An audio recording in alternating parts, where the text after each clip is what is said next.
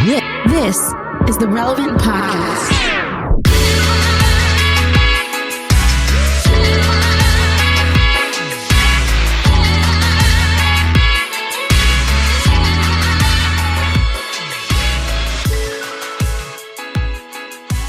It's Friday, August 28th, 2020, and it's the Relevant Podcast. Here in Orlando, I'm your host, Cameron Strang, and joining me from Loverland, Virginia, it's Jesse Carey. Hello, hello. From Austin, Texas, author and podcaster Jamie Ivey. Hey, guys. You have a new book coming out. Oh, thank you. Yes, I do. Tell us about that in a minute. From Nashville, Tennessee, artist, producer, mogul, Derek Minor. Everything is fine. Oh, he's got that background. Oh, that's great. Everything's fine. There's nothing wrong. Everything's fine, everybody. Calm down. A couple of housekeeping notes on this one. This is a shift. You're going to notice a shift. For the last couple of years, we were doing 2 podcasts a week, Tuesday and Friday, right? And then this spring, we decided quarantine, just too much going on. Let's go back to one show. The problem is those shows started to be 2 hours long. So, starting today, we are going back to 2 shows of the Relevant Podcast each week on Friday and Tuesday. Hopefully, both will be about an hour long versus one 2-hour show. So, today's the first of that new era. So, welcome to the future, everyone. The future is unbelievable. I'm so glad we're here because I'm not going to lie. Bright. The past has kind of sucked lately, and everything is fine. This is the hard reset right now. Yeah, new this era. is it. This is new it. Era. This is when we just pretend but we just pretend that the pandemic is over and we just start living our lives again. Like the people on Instagram. Are you guys seeing this? I feel like this is something I've seen a lot lately. It's pictures of people hanging out at a outdoor cafe, or people are hanging at at a get together, or people are all at the beach or somewhere, and they're like, "Oh, such a great socially distanced hang this weekend. So glad. Don't worry, mask. We had our mask." And it's like, you liars! You're not socially distanced hanging. You're just hanging. And I'm not judging. I'm just saying, don't put in there your socially distanced. You got your arm around all your friends right there. That is not. I saw, and I'm not going to throw this person under the bus, but it was a prominent person in our world on Instagram. Jerry followed you. Yeah, is something going on with him? His arm around. Oh, I'm sorry. Yeah, well, exactly. It's like, but it's posts like that aren't at weird, problematic yacht parties, but where normal people are hanging, but they're putting in the caption like, "Don't worry, this is my bubble hang." It's like, no, it doesn't work like that. This is not a bubble hang. That's just people coming over your house. You can't have people over your house and call it a bubble hang. It's just a hang, and I'm fine with people hanging, but don't call it a bubble hang if it ain't a bubble hang. You know what I mean?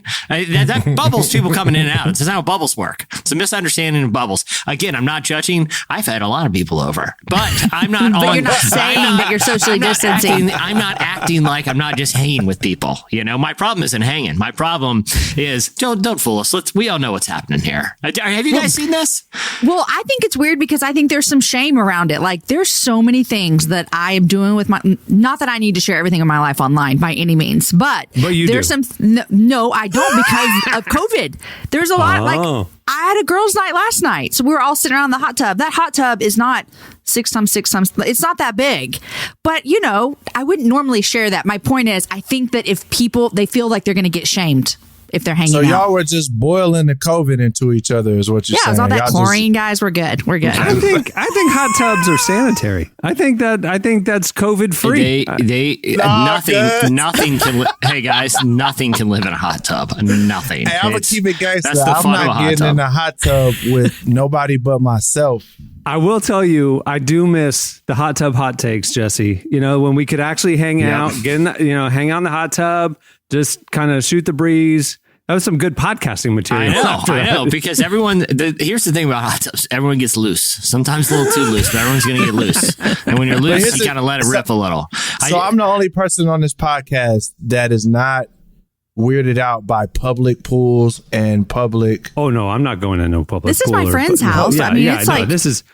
Still though, like, there's not even chlorine. Is there chlorine in hot tubs? Yeah. Yeah. Okay, so are you weirded out before COVID or because of COVID? Period. Just in general, like, I'm just like, man, I haven't been in a public pool. I mean, we discussed anything of the sort in a while. We discussed this last year, but it is factually proven that chlorine does not kill urine. Listen, that can't be true. It's absolutely true. Listen,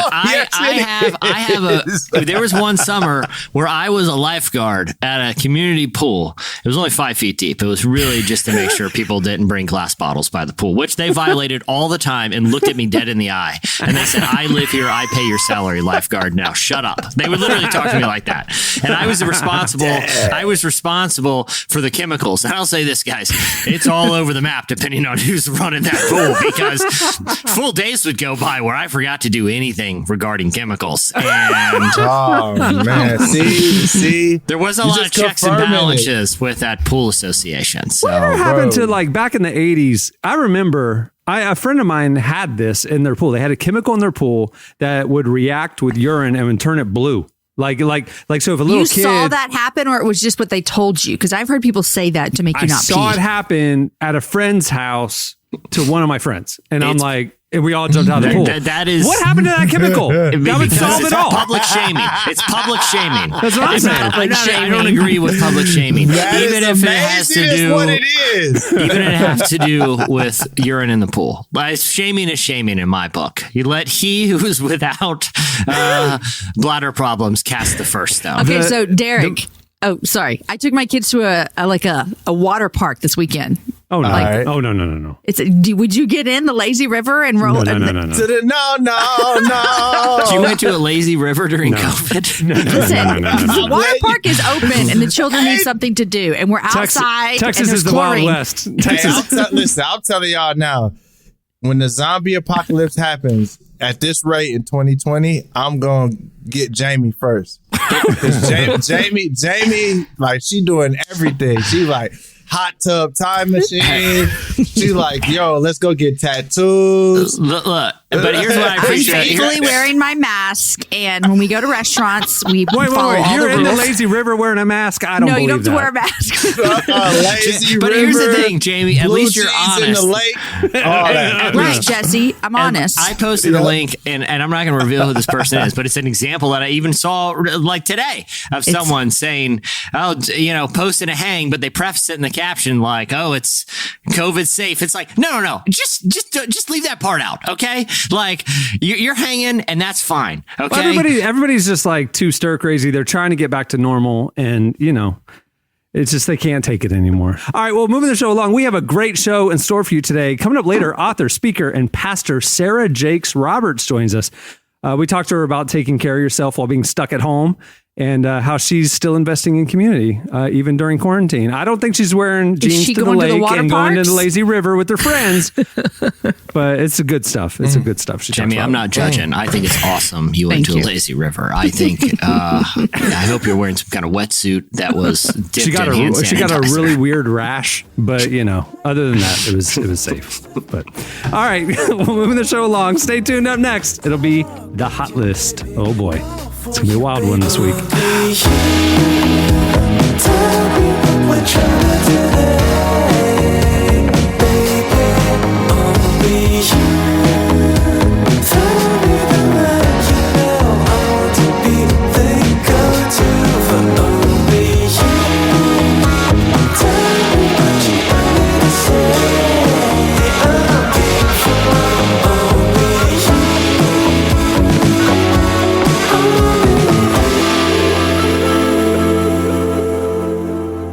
You're listening to Kenalu. The song is Always Silver. Well, today's show is brought to you by Convoy of Hope. Life has changed the last several months, you could say. Businesses have shut their doors, millions of people have lost their jobs, and no one really knows when life will return to normal unless you live in the Jamie Ivey household, in which we go to water parks if we feel like it. I respect But often, Jamie. in the midst of despair, hope flourishes. And while the situation may feel bleak, hope is being delivered across the nation. Convoy of Hope is doing everything it can to help people during this crisis. This is crazy. At the beginning of the COVID pandemic, their team embarked on a mission to provide 10 million meals to people in desperate need. But to date, they've delivered more than 100 million meals to those hardest hit by the pandemic.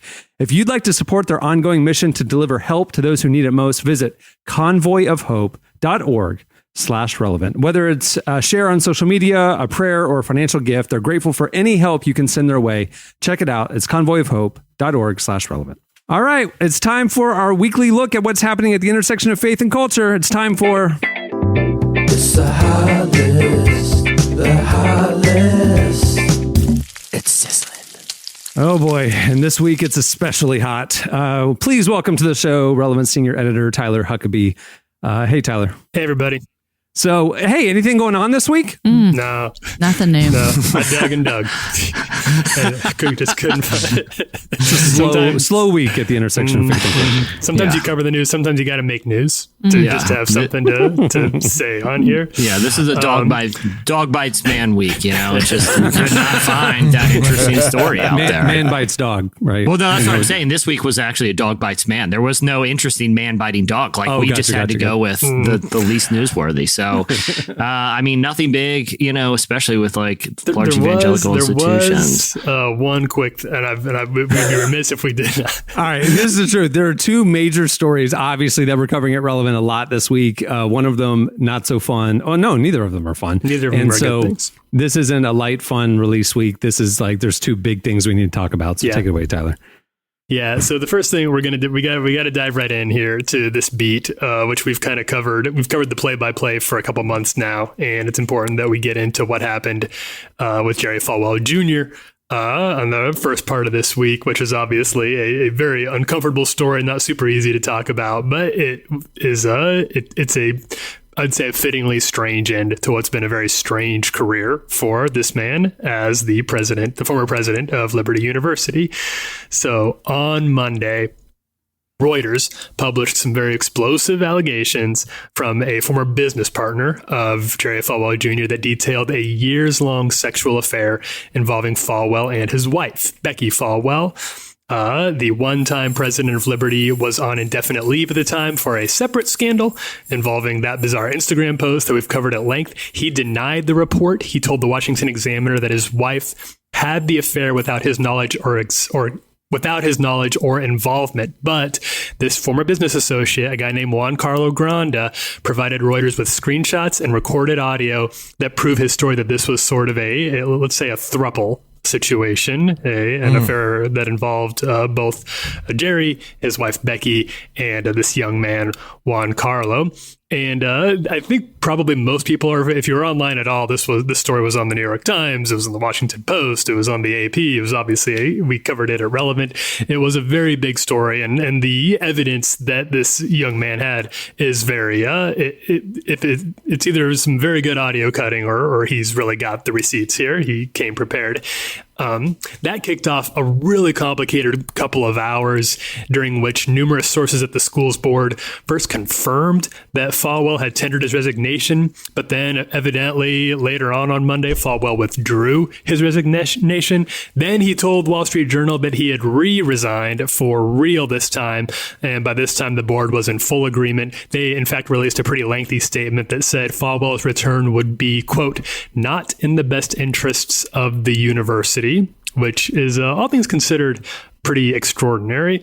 Those are sort of the broad, there's a lot of little things to get into, and there continues to be reports coming out about just how deep and far this affair and potential other allegations that Juan Carlo made against Falwell are going. He, late on Tuesday night, called Falwell a predator, alleging that he also had some sensitive photos of Liberty students at his barn.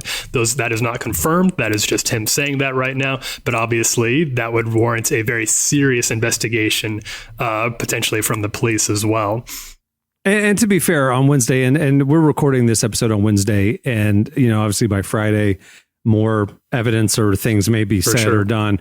But on Wednesday, Becky Falwell spoke to People and said that unequivocally they're denying the accusations by the pool boy and saying that the affair had nothing to do with Jerry. And then Jerry said a quote to the AP. He said, "That's the only reason I resigned, because I don't want something my wife did to harm the school I've spent my whole life building.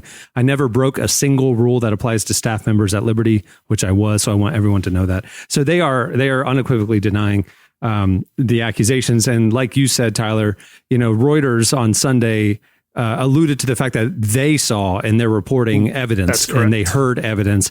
And some of that evidence has actually come out this week and we've heard it. And like you said, it's kind of tough to fully believe the denial, you know what I mean? After hearing and seeing what has been leaking on the internet. Now, that said, we're not here for salaciousness. We're not here to gloat or bash anybody. We are just reporting what we talked about a few weeks ago of this seems odd. And then this story has continued. And so now, we hope internally, and we've said just in our own meetings at the office, like we hope this is the last time we have to report on this. The details of Falwell's severance package came out this week. He's going to get $10 million to walk away. And hopefully this is the end of it. And there aren't more people and more victims or more participants coming out. If there are, we're not TMZ. We're not trying to like keep the beat. We just feel like we just had to acknowledge it because a lot happened in the last few days. So, I mean, the other thing too is, man, the church, I say that, the Big C church, all Christians need to take accusations of people using positions of power to manipulate other people, particularly people of less power that in a lot of cases are younger and don't have the money and resources or positions of authority or, some of the credibility that some of these leaders have in order to defend themselves from predatory actions by people in power. That to me is, it's sickening that it keeps happening, some of the circumstances and details are different, but a lot of times the gist of these things are the same, that accountability structures fail and people in positions of, professional authority, but also spiritual authority can manipulate people into, predatory sexual relationships. And that is a big, big problem. And I mean, not just in the church. I mean, you've seen it kind of throughout the Me Too movement, but the church is supposed to be a safe place, supposed to be sanctuary. And it's just ridiculous that this is, one of the major legacies of modern evangelicalism is the propensity for its leaders to prey on its flock. I want to say one thing. There was a report when the news broke on Monday this past week. There was a report on NPR that, I literally got in the car going down to the grocery store and NPR was talking about this. And the reporter had interviewed, the reporter who was reporting it kind of covers the intersection of politics and evangelicalism. She was at the RNC and she brought a context into it that I hadn't heard before. She had interviewed Falwell back in 2016. And one of the questions she asked him was, how do you, as an conservative evangelical leader, kind of marry your kind of unbridled support for Donald Trump with your conservative moral convictions, and that this is a man who has had multiple divorces and is, very publicly and admittedly, paid hush money to affairs and things like that. How do you stand next to him? The summary of what he said was this: every Christian leader lives like that. If you publicly have not been caught, or if you publicly have not had that told about you, it's just that you haven't been caught yet. But we're what does that mean? He said, but we're no different than Donald Trump. And so I think he was trying to make the point that we're all fallen, we're all broken individuals. True. But if you hear it in light of what we know now, he literally said, we're all living a double life. We just have to hide it and haven't been caught yet, where Donald Trump doesn't have to hide it. That's what he literally told NPR. And I'm like, it was shocking. My jaw was on the floor when I heard this on Monday. And this was like from 4 years ago. I mean, okay, sorry. No, and I'm saying, like, that's the thing that blew my mind. Is that true? Is that how Christian leaders view themselves? That, like, I have built myself a kingdom, I'm untouchable, I'm going to live however I want, and they have no spiritual conviction anymore? Because that's not not my reality. You know what I mean? I don't know that. That's crazy. Why would he say something like that? Yeah. I mean, I think there is this, like, all of us we're sinners, right? Like, that we live in a fallen world. We're all going to make bad choices. And I've seen a handful of people recently say, like, hey, before you bash on somebody who's fallen publicly, just remember we're all like one step away. Right. And while I actually do agree like that, like we're all capable of the worst thing. I really do believe that. But there's more at play here than, oh, this man made a poor choice and had an affair. There is like layers upon layers upon layers of no accountability, power, preying on people who have less power than you. That stuff going on for that amount of time is not where we step back and be like, well, we're all sinners, you know, this just happens. No, this is not just happen. Yeah, it wasn't like somebody walked in and caught him having a porn addiction and now he's publicly shamed. Right. It's like, this was like years and years of cover up and we're double seeing life. A lot, yes. The double life thing is the thing that actually bothers me the most. It's just like, and again, we have grace. Christ forgave us 100%. and we have to extend that forgiveness. But it's like the lack of remorse, the lack of repentance, the defensiveness, and the lack of accountability is like, well, I guess there is accountability because he was let go, but I just can't wrap my head around it. You know what I mean? For me, it's not even those things are important. But to me, that's secondary to the level of judgment that comes from a lot of leaders in this way. Like, so, you know, the same guys that say, if you don't vote for Donald Trump, you're going to hell.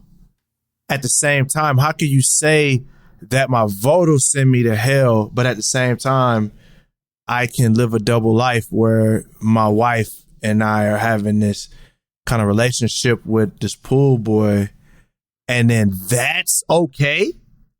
Like, how? Yeah. I don't understand how a vote, like John MacArthur literally said, if you vote for a Democrat, you're going to hell.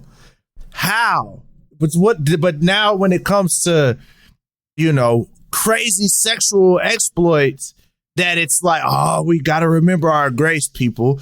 Like, here's the thing. I'm not advocating for let's not remember our grace. Right. Like, I'm saying let's live in that, right? As opposed to I get to point my finger at people for things I don't agree with. But then when it comes to me, now I got to start quoting all the scriptures about turn the other cheek and grace. Yeah. That's hypocritical. I think it's like, the hypocrisy thing that bothers me the most. I have this strong like justice side to me that like, you know, there's right and there's wrong, you know what I mean? And we all fall short. For sure. You know, we all fall short, but every day sometimes, you know, but the reality is the hypocrisy of selective enforcement of like moral authority or spiritual authority.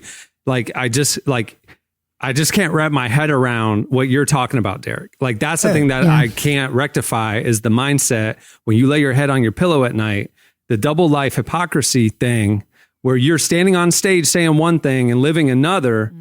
And then when you're exposed, it's not like I was living a double life and I was trapped and I didn't know how to get out of it. And now I feel like, you know, thankful, you know, like it's almost like the truth sets you free.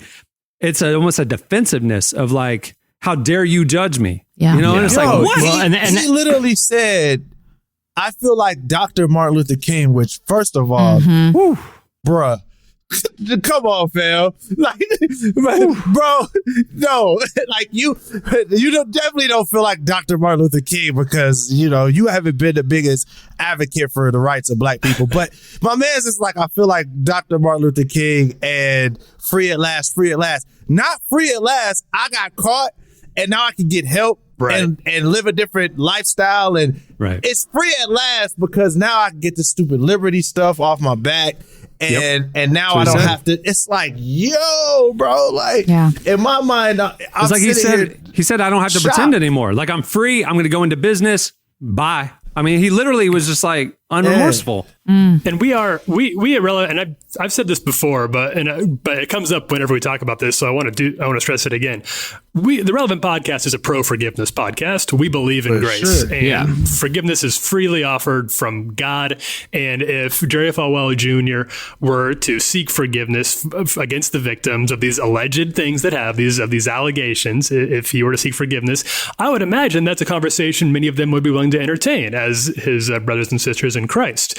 But he's not doing that. Right? He is not. That is not a process that he wants from people right now. So I believe in grace, and absolutely I don't believe that people's mistakes should ruin their lives forever and should be the thing that defines them. That's not a thing that I believe, and it's certainly not a Christian attitude. But you do have to seek redemption. You do have to go out of you have to be intentional about seeking that. He's not doing that. It's the hypocrisy. On a much minor level, 9 months ago, I went through a public, exposure of something where my own character was off. I was a toxic leader and I was insensitive. And it's like I had two ways to respond to that. You know what I mean? I could be defensive or whatever, or I could just say, you know what, humbly, I want to be better, right? And we went through a long process of accountability and counseling and just going through it, man. And like this is like a sliver. I mean, I'm just like a sliver of what his position and whatever. And it's just like I can't imagine responding the way that I've seen from some of these Christian leaders, where it's just like, y'all, you got to forgive me. I'm going to live however I feel like, or y'all are wrong. It's like, no, like we got to hold ourselves to a higher standard here. We all have blind spots. And when our blind spots are exposed, whether publicly or privately, it's like we need to choose humility and teachability in those moments. Mm-hmm. And it's like, please model that. Please model the gospel. Please, Christian leaders, model what we're advocating for here. You're going to make mistakes, but then respond right, And it's like, that's the thing that bothers me so much is this hypocrisy and defensiveness and denial. And like, dude, we have the receipts. They're out there. Like, just own it and be broken. And you know what? Your board would have probably restored you if you had gone through the process. And he's just like, nah, I'm going to go make a lot of money in business. But I didn't do it. But Peace. then that answers the question, right, that everyone has been asking, which is how could an evangelical leader like support Trump in this way? It's because they're of like mind and like spirit. You see what I'm saying? Like that, it answers the question because the response is the same type of response. It answers the question. It's they're of like mind and like spirit. So that's my thing is I guess and we'll go around a circle in this, but it's the hypocrisy. Like, don't sit up here and tell these kids that if they're 21, if they're 21 and they have a drink and you find out about it, you're going to kick them out of school, or if they're, they're hugged up with their girlfriend, or say they had a college relationship and did whatever. Don't kick these kids and make them lose their whole life. They don't, some of these kids are coming, they're getting student loans. Their only hope is their scholarship or whatever as far as education is concerned. And you'll kick these kids off the campus. Now you're like, whatever, I'm a millionaire. I'm gonna get $10 million for leaving. What did the kids that got kicked off of campus for drinking, what did they get for leaving? A fine. Well, they got fined. They owed money. Right? And student loan debt. Like that's all they got. And that's the issue here. It's the hypocrisy that powerful people have. And my friend, I'll leave it with this. My friend Prop says, he said, I found that people that are the most legalistic have the most to hide. And I tend to agree with that. Agree with that. Hey, history has shown the most homophobic faith leaders kind of comes out later that maybe they were struggling with homosexuality. Yep. And the people who are absolutely, man. The most legalistic are usually, that's tough. That's a tough reality when you look at kind of like the Christian space in America, like the most vocal, angry Christian leaders, kind of knowing what we know, it's just, it makes you skeptical. The one other point Christ says, who's the person that, I'm sorry, Jesse. No, you're good, man. It's the last part. I'm sorry. But it's what Christ says. He says, he says there's two people. One was forgiven, let's just say $10, and the other one was forgiven $10 million. Who's gonna be the most graceful? Who's gonna be the one that's the most thankful? And it's the person that was forgiven of much. Mm-hmm. And I think that a lot of times we forget how much we've been forgiven. I'm sorry, Jesse. I didn't mean to cut you off. No, I think everything you guys said is awesome. I think the one other element that a lot of Christians have to, the conversation that needs to happen too is, I got into a pretty heated conversation recently. I've seen, firsthand in situations in my own life, what the toll that, leaders who sexually prey on people who have less power than them, the kind of devastation that can wreak. And, someone, I was kind of talking about some frustrations that I see within the church in that realm. And someone said, hey, you got to be careful not to judge. And it's like, judging is based on assumptions, right? I get it. We're not supposed to judge. We're not supposed to assume things about people, but I am supposed to use discernment, right? We're supposed to be, gentle as lambs, but wise as serpents. Like we're out here turning a blind eye to stuff because we don't want to judge. It's not a judgment at this point. There is evidence of wrongdoing, and we're using discernment to understand what the consequences should be. Restoration is secondary to protection of victims. Like, yes, I'm for restoration of people in leadership positions who have made different mistakes. But in a case, especially when you're dealing with someone who's being accused of being a sex predator by a victim, by someone who is young, at that point, priority number one is let's protect and make sure there's no more victims, right? Because that's not a judgment of Jerry Falwell. That is a discernment of what we've seen happen. And there is a difference between judging and using discernment. And I think that's an important distinction that a lot of Christians need to understand, but also, figure out what that means in their own lives when they're dealing with situations where, there are people, it's not even just people in leadership, it's people that are who are victimizing others, discern how to protect, and then, kind of what the consequences are. That's not judgment. That's not me violating Jesus telling me, because I'm not making an assumption here. I'm observing what's happened, Yeah. I know we have to move on. Last thing, has President Trump mentioned anything about this? No, it was the RNC week. Okay. This well, week, so. My thing is, I heard recently that he was the first evangelical leader to come out in 2016 and support President Trump. That's and right. so my question now it started is, back in 2012. I mean, in fact, in these reports, one of the trips that was made with the pool boy was to go visit Trump. There's photos of that trip in 2012. As Trump was starting very early in the process. So my question would be, how is this going to affect the election coming up with evangelical, especially suburban women? 0% change. And in fact, NPR asked that same question of this reporter at the RNC. Do we think that this is going to be a precursor of like, oh, well, if Falwell was in bed incorrectly? No, they support Trump because of the reasons they support Trump, and the people who don't. Jerry Falwell's actions won't change that. Yeah. You know what I mean? So. All right. There's a lot more meat on that bone, a lot more reporting that has taken place. If you want to follow along, like I said, we're not TMZ. We're trying to limit our coverage, but when substantive updates are required, you can find them at relevantmagazine.com. All right, Tyler, what else you got? Yeah, the other thing I do want to talk about, and it's important to know that this is happening. We are recording this on Wednesday, so this is another fast-moving situation, but do want to take a moment to talk about the horrible situation in Kenosha, Wisconsin right now with this young man, Jacob Blake, who was filmed being shot in the back 7 times by police officers as he was attempting to get into his vehicle where, according to his attorney, his 3 young sons were sitting waiting for him. Ben Crump, the attorney representing him, said that Mr. Blake had shown up at the scene of some sort of fight between 2 women, that he had attempted to break up that fight. Police showed up for some reason that's not entirely clear yet. And then there was a brief confrontation, and then they shot him in the back for reasons that are just absolutely unclear isn't quite the right word here. They shot this man in the back 7 times. You want to know why people justify it? Go read the comments under our post at Relevance Instagram. It's horrible. The justification people are taking that like, oh, he's guilty, so therefore he gets to get shot 7 times in the back. I mean, come on. Yeah, this is not at this point, his condition, he survived, which is getting shot 7 times is a miracle in and of itself. At this point, he is paralyzed from the waist down, according to his family. They are saying it will be a miracle if he ever walks again. This has resulted in another round of protests in Kenosha.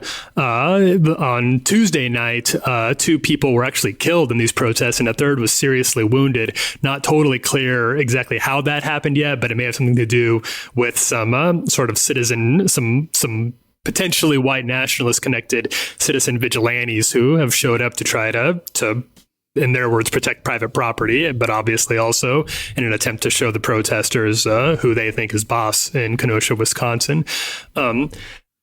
those are the facts of the story as we understand them right now.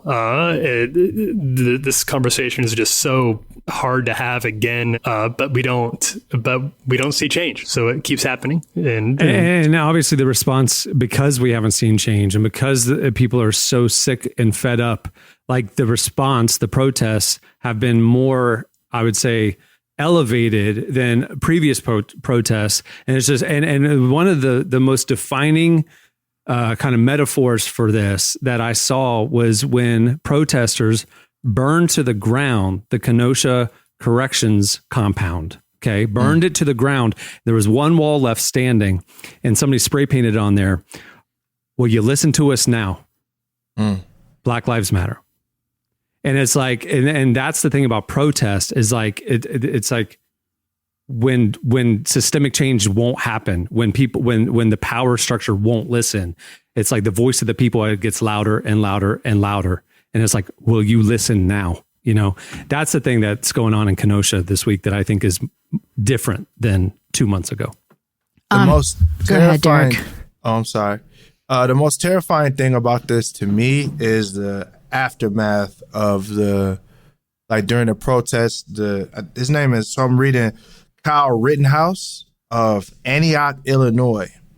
He's not from Wisconsin. He's from Antioch, Illinois. Is the guy who shot the people, and they just they arrested him as of this recording, and he'll be charged with first-degree intentional homicide. So, but that's what's more terrifying than the actual act, because I mean, just being black, like it's clear, like this is just gonna be what it is. Unfortunately, unless something else changes. But then now it's not just the escalations of police shootings, but now the escalations of what's happening afterwards. You got guys coming from out of town with AR-15s and shooting people and shooting the protesters. I mean, it's unbelievable. It's crazy. It's almost like this is inciting a civil war again, where people who hate African Americans are coming to confront the African Americans who are crying for justice.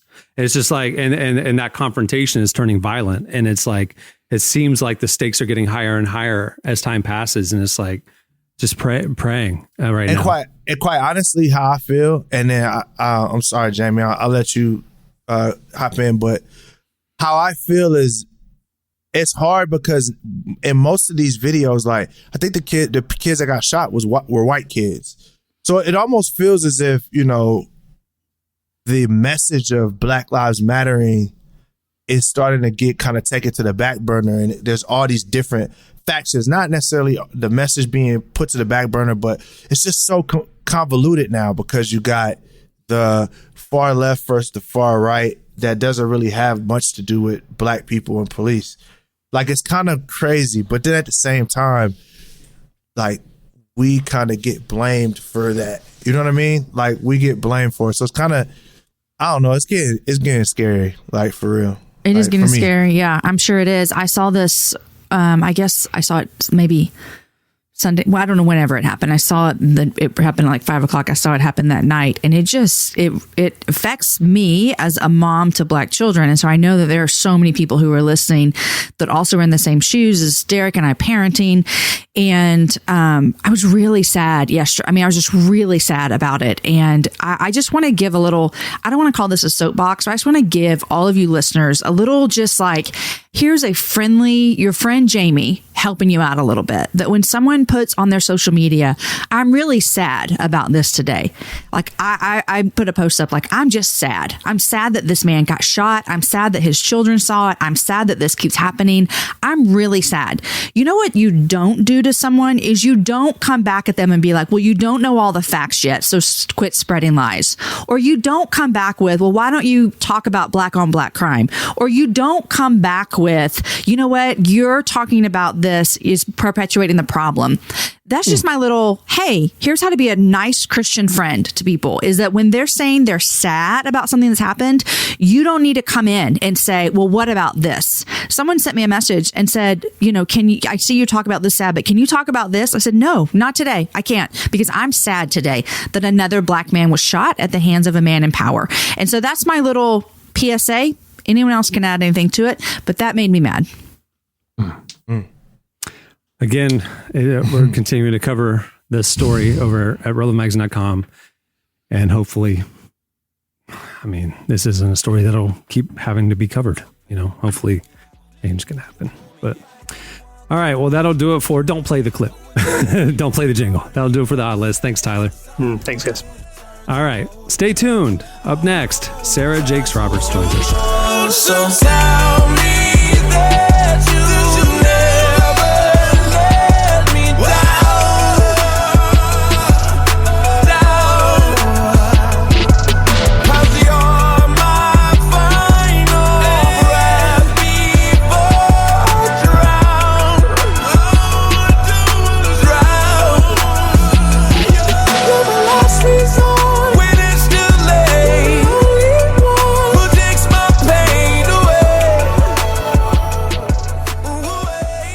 You're listening to Lecrae featuring John Legend. The song is Drown. Well, today's show is also brought to you by BetterHelp. Is something preventing you from true happiness or achieving your goals or keeping you from experiencing peace? With the heaviness of all that's happening in our world, it can be difficult to find purpose and joy, and that's why there's BetterHelp. BetterHelp will assess your needs and match you with your own licensed professional therapist. You can connect in a safe and private online environment. You can start communicating in under 24 hours, and you'll get timely and thoughtful responses. Plus, you can schedule weekly video or phone sessions. To top it all off, it's more affordable than traditional offline counseling, and financial aid is available. In fact, so many people have been using BetterHelp that they are recruiting additional counselors in all 50 states. So check that out if you're in that industry. I want you to start living a happier life today. As a Relevant Podcast listener, you'll get 10% off your first month by visiting betterhelp.com/relevant. Join over 1 million people taking charge of their mental health. Again, that's BetterHelp, HELP.com/relevant. Well, Sarah Jakes Roberts is an author, speaker, founder of Women Evolve, and co-pastor of the Potter's House LA with her husband. While she's the daughter of a living legacy, TD Jakes, Sarah is leading a legacy of her own. Our very own Tyler Huckabee sat down with her this week to talk about her future, taking care of yourself spiritually and emotionally in quarantine, and how she's still investing in community during the pandemic. Here's part of our conversation with Sarah Jakes Roberts.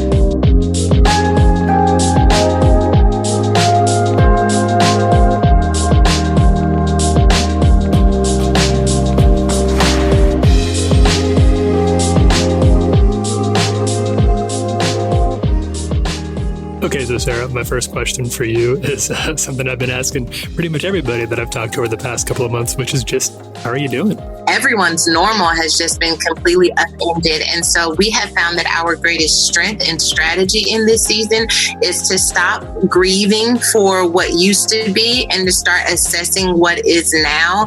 And literally that means each present moment. And so we wake up each day and we're like, give us this day our daily bread, give us what we need for today, the grace we need, the patience we need, the peace that we need for today. And then we wake up the next day and do that again. It sounds like you're doing a pretty good job of finding things to be grateful for in the midst of all of this. Is that kind of hard to do?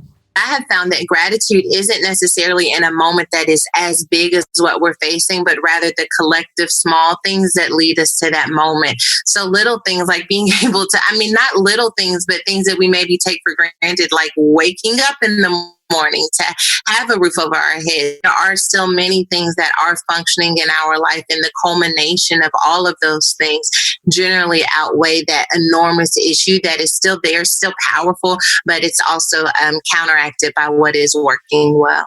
I'm glad that you and your family have been able to work through this as well as you have, but obviously a lot of people aren't doing very well right now. And I'm wondering what message you have for people who when they're honest with themselves, maybe honest with their friends and family, they could admit they're not doing well with this. They're really struggling right now. What's your advice? I want you to take it very seriously. I don't want you to wait for the moment to pass, but to really see yourself as valuable enough to enact what is necessary. There's lots of therapy that you can do online now. Therapists have transitioned their practices to being able to do it online so that you have connection and support there. Getting plugged in. We've got small groups at our church, small groups that are for people all over the world, getting connected with other people. When you give yourself permission to be human, you allow other people to serve you in the ways that you need it the most. most. Sometimes we want God to intervene, and God intervenes through people. I know the book isn't going to come out for a little bit now, but what can you tell me about it? Tell me about your new book. I was studying Eve and I was praying with God about Eve, and God really revealed to me how Eve and all of her brokenness and all of her maybe mistakes, that God still had a place for her in his divine plan. And so when we throw away Eve, we throw away the promise of Jesus. For me, it's about reconciling the cost of womanhood and recognizing that when it's all reconciled, that finished product is God's grace and anointing when we surrender our lives over to him. So it's really like a step-by-step manual of meeting any woman where she is, but also challenging and pushing her to move into that next dimension of who God always knew she could be, even when she maybe had an Eve moment. I know your upcoming book is full of great advice for women, I'm sure. And I'm glad that you're writing that. But I'm curious, and this is something I love to ask the women that I get to talk to. Do you have any advice for men in the church? What's something that you wish the men in your life understood a little bit better? I do. One of the things that I have seen over and over again is a lot of time I've seen, men in leadership positions kind of talk to women about like how they're supposed to act and how they're supposed to be showing up. And I think it has created so much pressure on women to act and perform a certain way. But I feel like we see less accountability when it comes to men talking to men about how they're supposed to show up. And what I'm afraid of happening is that we're going to have women who commit to growing and evolving and challenging themselves and making hard decisions to produce greater glory. But we're going to have men who have never had to have that challenge and then become better in the process. And my fear is that we're going to continue to raise up women, but that we're going to leave men to stay the same. And so I think for men in leadership to balance those messages that we often direct to women with having conversations that really challenge men as well, so that we can continue to be equally yoked. Hopefully someday all this is going to be over and we're going to move on to a new era as a world, as a country, and as a church. What do you hope is next for the church after this? What do you hope the church looks like in the next era following the season we're in right now? My greatest hope is that when we come out of this pandemic, that we will realize that at the end of the day, what matters more than our sanctuaries or our mega churches or our productions and singers and lights and LED screens is the anointing. That at the end of the day, that it is our anointing that will break the yoke. And I really feel like we have to spend more time awakening people, not just to being mesmerized by our anointing, but activating their own anointings. I think that what we were able to do in response to the pandemic is to really teach each and every person how powerful the role they play is in stopping the spread of the virus. And I think that same thing can be related to us as kingdom kids, right? The responsibility that each of us have in taking up space for the kingdom so that we can continue to spread the good news of Jesus and to stop the spread of racism and darkness and oppression and hatred. And I feel like when we empower other people to do that, that it is our anointing that is being spread.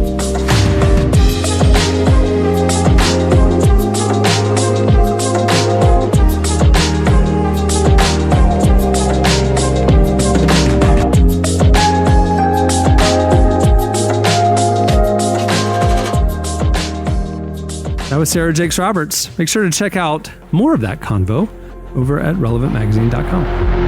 You're the sun to the moon. You're my ocean, painted blue. You, I'm nothing without you. Like an angel in a nightmare. You opened up my eyes. You're listening to Lainey. Song is You. Well, many thanks to Sarah Jakes Roberts for joining us. You can follow Sarah on Instagram at Sarah Jakes Roberts. Also, like I mentioned during the Hot List, for more of the coverage on the Liberty situation and also the protests and ongoing story in Kenosha of Jacob Blake, please follow us at relevantmagazine.com. Tyler's covering it there every day. Okay, well, on that note, we'll wrap things up. I'm Cameron Strang. I'm Jesse Carey. I'm Jamie Ivey. And I'm an angry black man. All right. Hey, go for it. We will see you on Tuesday, everyone. Have a great weekend.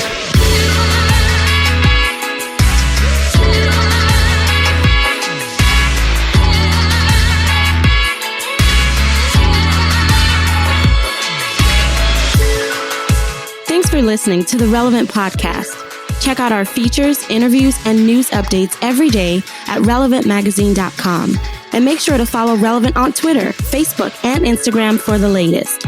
For more great podcasts, check out our Relevant Podcast Network, featuring shows like Relevant Daily, Signs of Life, Unedited, and many more launching throughout the year.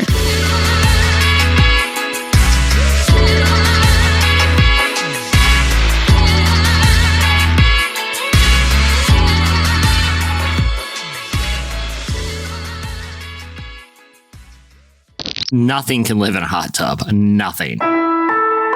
Relevant Podcast Network.